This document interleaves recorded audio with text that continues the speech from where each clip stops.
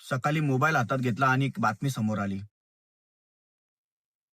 की महाराष्ट्र राज्याचे उपमुख्यमंत्री अजितदादा पवार यांचा विमान बारामतीमध्ये कोसळलेला आहे आणि त्या अपघातामध्ये 6 जणांचा मृत्यू झालेला आहे. त्यामध्ये अजितदादा पवार सुद्धा उपस्थित होते. ही घटना समजल्यानंतर पूर्ण महाराष्ट्र हादरलेला आहे. एक महाराष्ट्राला मोठा हादरा बसलेला आहे या त्यांच्या जाण्याने. कारण की महाराष्ट्राच्या राजकारणामध्ये नेहमी चर्चेत असलेलं नाव म्हणजे अजितदादा पवार.